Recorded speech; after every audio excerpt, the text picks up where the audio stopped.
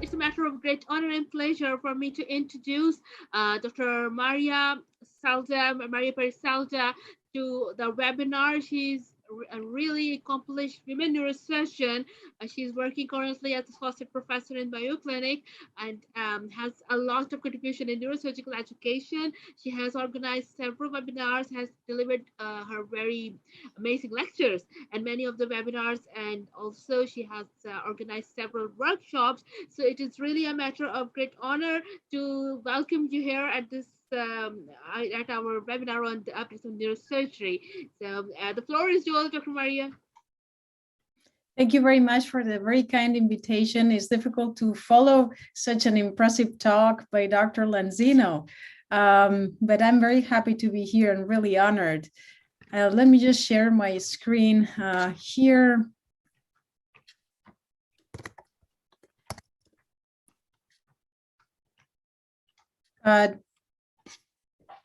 Do you hear me okay? Yes, we do. And do you see my screen? Yes, we do. Thank you very much. So I'll try to summarize the essential surgical anatomy aspects in the management of anterior cranial base meningiomas and middle cranial base meningiomas here. And this is some of the work that we did at Dr. Roten's lab, but most of it is done at the Roten Surgical Anatomy program at Mayo Clinic in Rochester.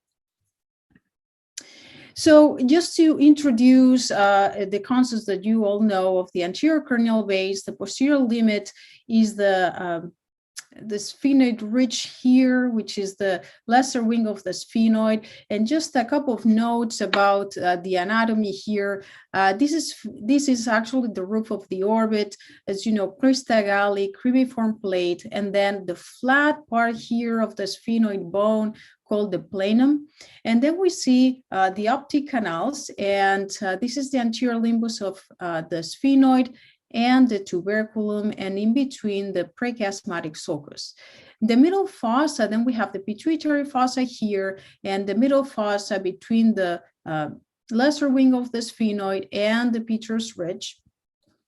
And just looking at building the skull base from behind, we can see the frontal bone, and in between the frontal bone notch, we have the ethmoid bone, cribriform plate, crista galli of the ethmoid, and then just lateral to that, we have the fovea ethmoidalis just below.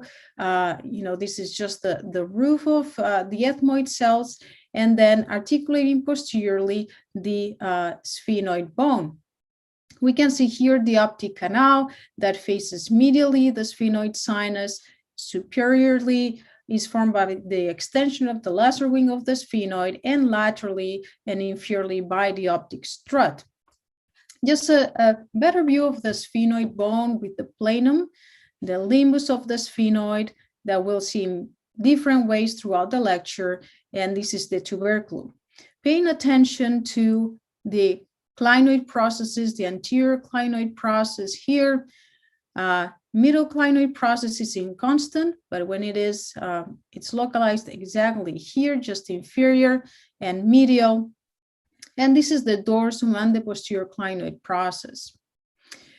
Another view with the representation of the optic nerve in the optic canal and the carotid artery, the cavernous carotid artery, and we see the relationship between the anterior clinoid and the middle clinoid and the carotid artery in the carotid sulcus, here facing the nasal cavity, in particularly the sphenoid sinus, and laterally surrounded by the anterior clinoid process.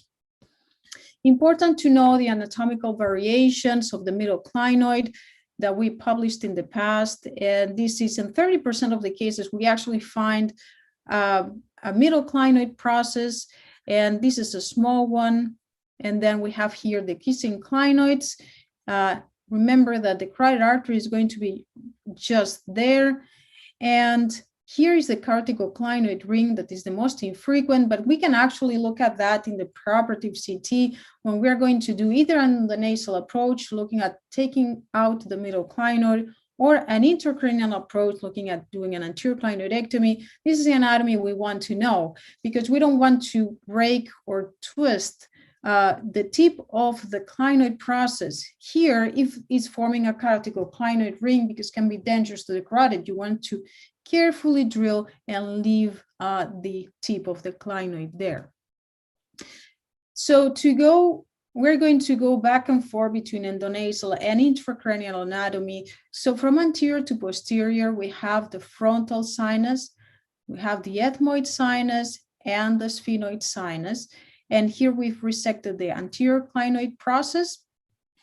And here part of the optic nerve has been removed, and we can see this anatomy of the ophthalmic artery, just medial and facing the sphenoid sinus. That's going to be very important for our endonasal approaches especially.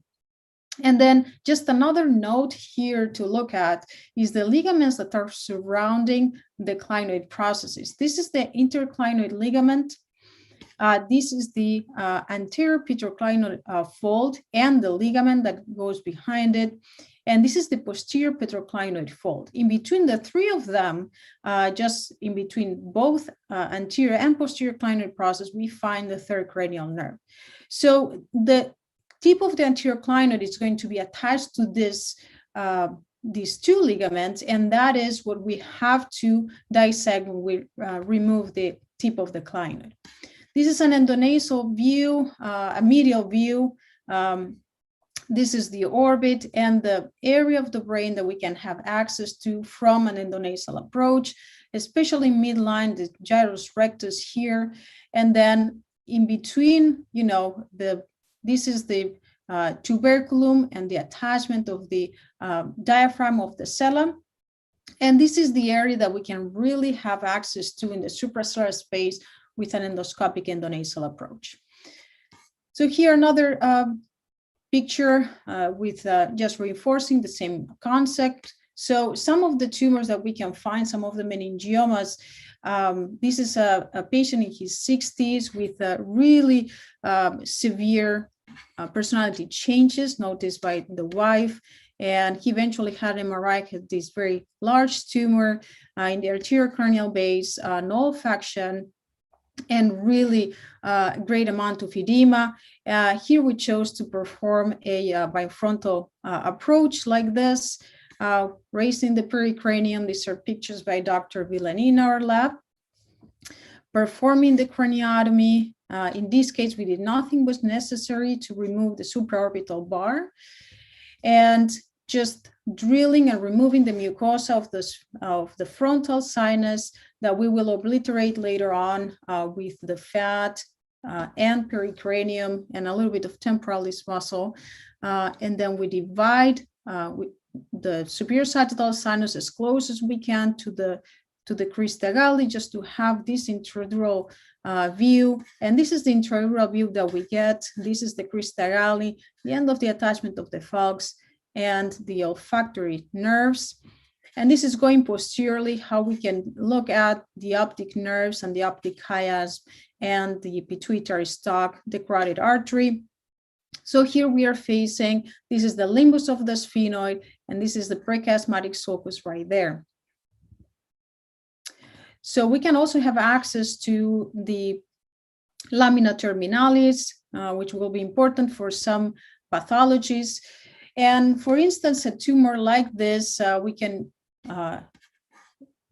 argue endonasal versus open approaches. If the dural tail doesn't go beyond the level of the optic nerve, I think it could be considered an endoscopic approach for this, as you can remove the lamina papyraceae and really reach lateral and push gently the fat of the orbita side to resect that dura there.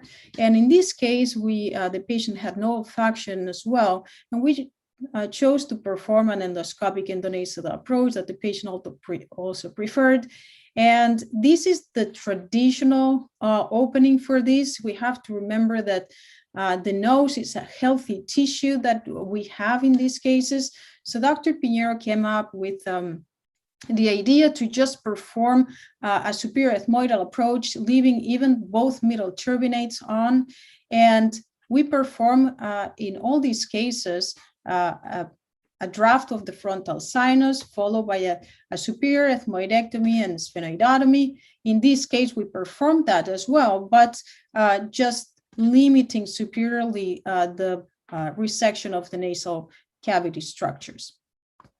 Once you expose the dura, you have to coagulate the anterior and the posterior ethmoidal arteries and divide them. Usually you want to coagulate them closer here, because if you tear them from this area too close to the orbit, they can, the artery can retract and can form an intraorbital hematoma that can compromise vision and can be an emergency to drain it. And so when we remove this is removing the crista galli. And when we open the dura, we have to open all around the tumor and then coagulate and divide the falx. And after we do that, this is the area, these are the gyrorecti here, and the frontal orbital artery, and here is the place where the olfactory tracts are that have been removed. And this is a very short video showing the approach and a little bit of the resection of the tumor. And this is just going above the middle turbinate on both sides. You can see the middle turbinate right here. And then you have access to the tumor. And this is exactly a very similar image to our dissection. And of course, the bulbum, the tumor. And we're gonna fast forward to the end of the procedure, where you can see that this approach really didn't restrict us in the resection, and that's the collagen graft followed by a nasoseptal flap. And this is the postoperative result. So what happens when tumors involved, the lateral aspect of the anterior fossa, cavernous sinus, and middle fossa? So then a lot of the tumors are centered on the anterior clinoid process and the sphenoid ridge, as you know. And so to look at this anatomy, we're going to go step by step. This is the right side. This is the optic nerve, the carotid bifurcation in an anterior and middle cerebral artery. And this is the third cranial nerve and PCOM right there. So if we peel the dura back, we're going to see the superior orbital fissure and just below the anterior cranial process and the cavernous sinus contents. The fourth cranial nerve, this is the carotid artery, and this is V1. And if we dissect these structures, we can see this is the anteromedial triangle between V1 and V2 that gives access to the sphenoid sinus. And this is the anterolateral triangle that also gives access to the sphenoid sinus. And another point that we can have access to the sphenoid sinus, and in the intracranial, in the open approaches, of course, a source of CSF leak is the optic strut that has been removed here, and also medially to the optic nerve and the optic canal. This is also the sphenoid sinus. So multiple ways we can communicate the intracranial with the endonasal space, and we have to obliterate that really well with fat or a piece of muscle. Here we can see the sixth cranial nerve very nicely, just medial to V1 in this dissection. And this is another dissection showing the same concept of the sphenoid sinus, medial and lateral to the optic canal. And another picture showing, this is the anterior clinoid process, and showing here how we, the nerves that go to the superior, through the superior orbital fissure. We have the fourth cranial nerve, 6 and V1. And what we can see is that I want you to focus on the fourth cranial nerve. Is really superficial. It just the same as the big one, the frontalis branch, that is just deep to the periorbital. So when we drill in this area, we have to be very careful, because here at the orbital apex, the third and the sixth nerve are intraconal, but not the fourth nerve.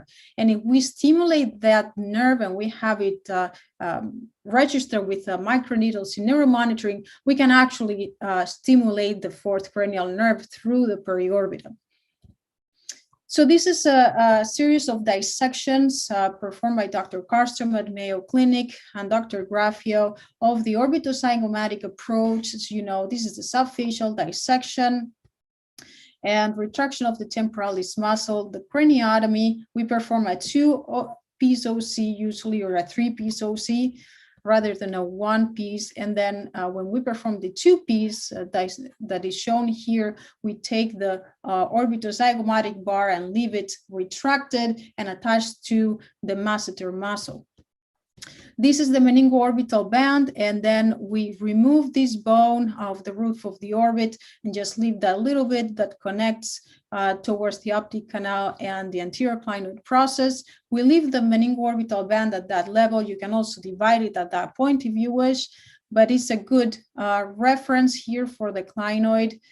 So I usually leave it and at that point, and then carefully dissecting, drilling here with a 3mm diamond. And then when we get to the limbus of the sphenoid, I usually use a 2mm diamond with abundant irrigation. And then you take out the tip of the clinoid that is just attached to the to a little bit of the optic strut.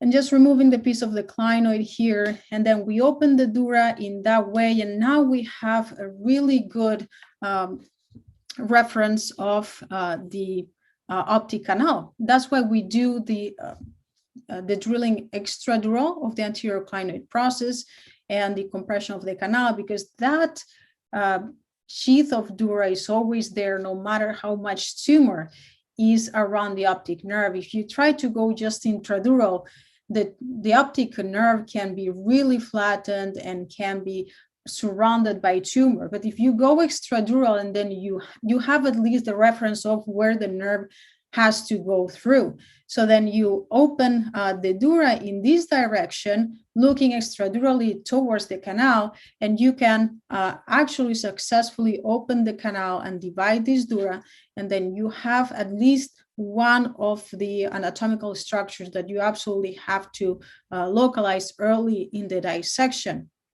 And then just inferior, you have the carotid artery. And just looking at the pituitary stalk here and the basilar artery in the back. This is another specimen showing the same thing after removal of the clinoid. Then you can put the endoscope and really look around. This is the this is the contralateral third nerve, and this is the sixth nerve, but you can't really access well. You can access with some angled scopes, but this is very restricted, but you can really have a nice view there if you need. So this is a case in which I chose a orbitozygomatic approach just because the tumor is really high here. And this is the postoperative result. It left a little bit of tumor on the cavernous sinus. And this is just after resection of this quite large tumor. This is the optic nerve. This is the contralateral optic nerve, and this is the carotid artery, PCOM. And then I usually peel back the dura of the cavernous sinus. I don't remove the tumor inside the cavernous sinus to protect the nerves, but I use neuromonitoring, I localize the nerve, but usually you can find a nice plane to peel it back, and then you can resect all that dura. This is another tumor in which I think an orbitozygomatic approach is appropriate, just because it allows you to look up more than just arterional. And this is another case in which I also used an orbitozygomatic approach. This is a patient in his 60s who developed, he had a seizure, and that's why this was discovered. No visual field deficits. He did very well after surgery. This is a female patient who had a growing meningioma, asymptomatic, and once we documented growth, this tumor was resected. And usually these tumors have a certain amount of hyperostosis that can be very intense. Not in this case. And when you dissect the dura, this is the meningorbital band and the orbit. So you really have to look for that little plane and that is located between the periorbita and the optic canal. And just once we decompress the optic canal with the 3 millimeter and 2 millimeter, we can really, I drilled a little bit more further that clinoid, and just when you think that you have it all dissected, just remove carefully and make sure that you don't have a cortical clinoid ring there. There's always some venous bleeding around that, and you can just control it with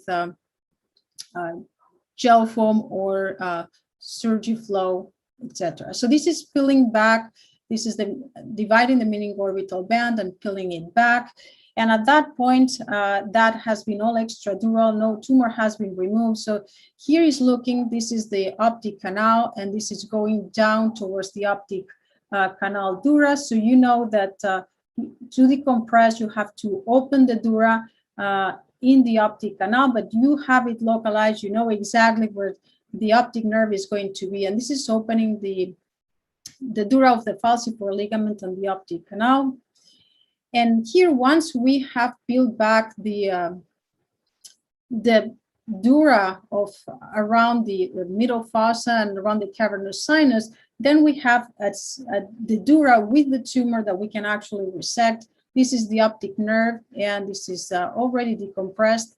If the tumor doesn't go through this arachnoid or go past this arachnoid, I don't open the arachnoid because I think that's not necessary, and it saves you some subarachnoid blood getting into the cisterns.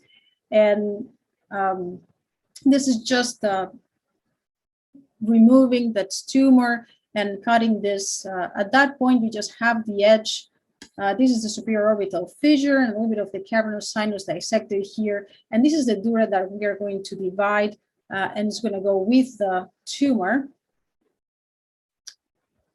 And just this is the final result. This is the dura around the cavernous sinus. A little bit of fat here in the optic strut before reconstruction with fascia lata. So this is the postoperative result. So just looking at some tumors from the endonasal perspective as well, and knowing that the limbus of the sphenoid is here and corresponds endoscopically to this area. This is the tuberculum, and this is the tuberculum intracranially, and the prechiasmatic sulcus is really the key part of the endoscopic approaches to the suprasellar region. So this is a dissection by Dr. Agosti in our lab, just through the prechiasmatic sulcus. And what we have shown here is we are not advocating for just a small opening in the bone, but this shows how much this is really the key part of the approach. So we can see that, we can see the supra and infradiaphragmatic corridor, and this is the approach that we usually use for this. Drill the planum, drilling the prechiasmatic sulcus and the tuberculum, and we can have this beautiful approach. This is the pituitary stalk. This is the PCOM and the chiasm and the ACA complex. And the ACA is right here in the frontal orbital artery. So a tumor like this small that has been growing with time, no visual problems, and really the attachment of this tumor is in that dura. It's very important to look at the attachment of the tumor. Even if the tumor sometimes goes a little bit above the carotid artery and a little bit lateral, if the attachment is really in the base of the dura, which sometimes is difficult to know, usually the outer arachnoid membrane protects you from the structures that are deep. So here we have to be very careful with the traction, but we can see that the outer arachnoid membrane, has been partially preserved there by this not large tumor at all. And then with sharp dissection and traction, and I use for sharp dissection, either the micro scissors, or what I find very useful is a 90-degree feather blade, which cuts towards you, and you can actually do very nice dissection and very efficient, sometimes more than, so this is the knife. It's not the dissector, it's a knife that cuts in this area. And you can, once you take out the dural base there, then you can resect safely the tumor. And then this is tumor going towards the optic canal. And this is the final view. This is the optic canal on that side, and the superior hypophyseal branches towards the optic chiasm.